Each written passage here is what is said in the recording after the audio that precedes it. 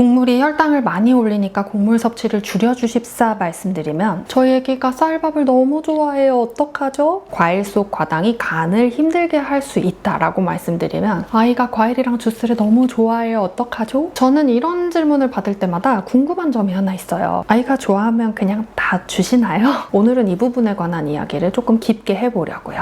만약에 이런 논리대로라면요. 아이가 스마트폰 보는 걸 좋아하니까 보고 싶은 만큼 그냥 실컷 보게 해주고 잠 안 자고 늦게까지 노는 거 좋아하니까 재우지 말고 그냥 실컷 놀게 해주고 그렇게 해야 되는 거잖아요? 그런데 다들 그렇게 안 하시지요. 왜 그렇죠? 아이가 좋아하는 거랑 그게 실제로 아이에게 좋은 거랑은 별개의 문제니까요. 그리고 올바른 생활 습관을 가져야 마음도 몸도 건강하게 자란다는 걸 우리 부모들은 너무 잘 알고 있기 때문이죠. 그런데 유독 음식 앞에서만 이 기준이 흐릿해지는 거예요. 안 먹는 것보다 나으니까 한 입이라도 더 먹었으면 싶어서 좋아하는 대로 그냥 다 주시는 경우가 많죠. 그런데 여러분들이 주시는 이런 질문이 사실은 영양의 영역은 아니에요. 이것은 육아의 영역이지요. 그리고 아시다시피 저는 육아 전문가는 아닙니다. 그래서 지금부터 드리는 얘기는 다소 주관적인 이야기일 수 있다는 점을 먼저 알려드리고요. 어떤 음식을 어떻게 먹을지 가르치는 게 육아의 영역인 것은 올바른 생활 습관을 가르치는 게 육아의 영역인 것과 같습니다. 우리는 8시에서 9시쯤이 되면 아이에게 자러 가야 한다고 얘기합니다. 그런 수면 습관이 잘 들어야 건강하게 크고 어른이 되어서도 건강한 습관을 유지할 가능성이 높아지기 때문이겠죠? 습관 교육은 또 어떻습니까? 장난감을 가지고 놀면 정리하게 시키고 밖에서 실컷 놀다 들어오면 집에 들어와서 손을 씻게 시킵니다. 어떤 행동이나 습관이 아이에게 득이 되는지 득보다 실이 큰 케이스라면 그것이 아이의 인생에 왜 안 좋은 것인지 그것을 가르치는 것이 육아이고 우리는 그것을 잘 가르쳐야 하는 의무가 있지요. 부모니까요. 따라서 어떤 음식이 아이에게 득이나 실이 되고 어떤 음식을 먹고 어떤 음식은 피할지 조절해서 먹도록 가르치는 게 바로 영양교육, 식습관 교육이지요. 아이는 뭐가 옳고 그른지 아직 잘 모릅니다. 그냥 좋아하는 대로 할 뿐이에요. 그런데 유독 음식 쪽에서 이게 조금 느슨해지는 경향이 있는 것 같아요. 아무래도 저번 영상에서 알려드린 것처럼 초가공식품을 먹는 것이 너무나 보편화되었기 때문이겠지요.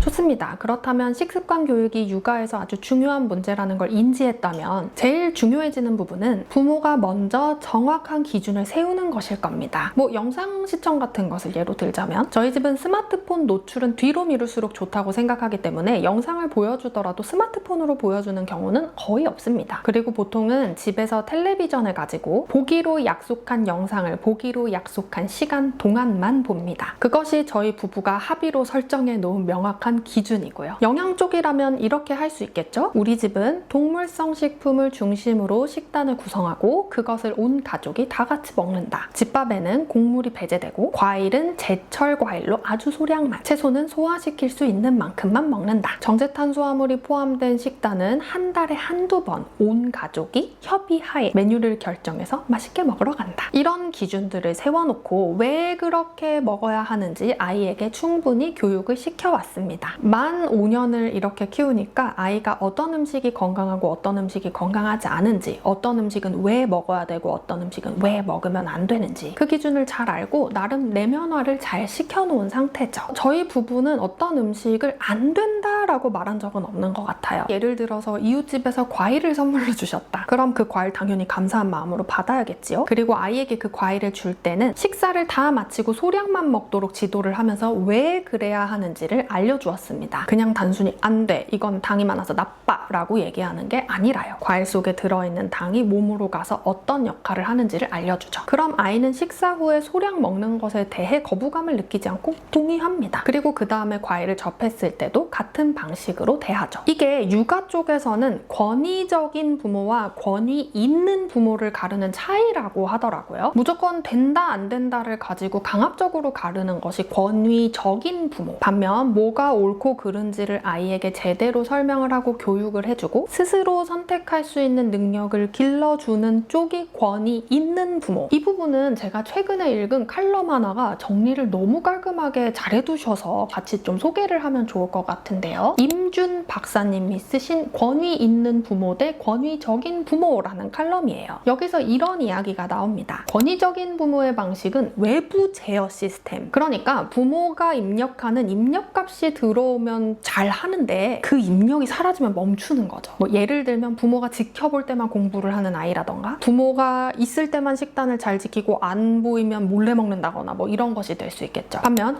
권위 있는 부모의 방식은 자기조절 시스템이라고 합니다. 외부의 통제가 없어도 스스로 기준을 적용하고 행동을 유지하는 거. 음식도 똑같다고 생각을 합니다. 부부가 합의를 해서 적당한 기준을 설정해 놓고 그 기준을 왜 지켜야 하는지 아이에게 교육해주고 그리하여 뭐가 옳고 그른지를 스스로 생각할 수 있게 만들어주는 것이 중요하겠지요. 그렇게 했을 때 엄마가 보고 있을 때만 잘 지키는 아이가 될지 엄마가 없어도 스스로 잘 조절하는 아이가 될지 결정이 나는 게 아닐까 싶습니다. 정리하면요. 이 영상이 끝나고 나면 우선 여러분들 각자 가정에서 뭘 가장 중요하게 생각하는지 영양적인 측면에서요. 어떤 기준들을 가져갈지를 먼저 명확하게 해놓으시는 게 순서이지 않을까 싶습니다. 그리고 여러분이 아이에게 그것을 설명하실 수 있어야 된다고 생각해요. 엄마는 이건 이렇기 때문에 우리가 이걸 조절해서 먹어야 한다고 생각해 라고 설명할 수 있을 정도여야 하겠지요. 실제로 많은 분들이 안 된다고 얘기는 하면서 왜 안 되는지 본인이 스스로 설명을 못 하시는 바람에 아이하고 갈등이 생기는 경우가 많은 것 같거든요. 그러니 오늘은 꼭 노트를 펼쳐 놓으시고 어떤 음식은 왜 먹어야 되는지 어떤 음식은 왜 제한해서 먹어야 하는지 스스로 좀 정리하는 시간을 가져보시기를 적극적으로 추천드립니다. 저번에도 한번 알려드리긴 했는데 이런 기준 아직 잘 모르겠다 하시면 제가 추천 도서 리스트 올려드릴 테니까 그거 보면서 공부도 좀 하시고 하면서 어떤 음식을 어떻게 먹일지 좀 정리해 보시면 더 도움이 될 것 같고요. 아까 언급했던 칼럼도 더보기란에 링크 걸어둘 테니까 시간 내서 한번 찬찬히 살펴보시고요. 오늘 이야기 어떠셨나요? 여러분 가정의 이야기도 댓글로 나눠주시면 너무 좋을 것 같아요. 오늘의 영상은 여기까지입니다. 시청해주셔서 고맙습니다.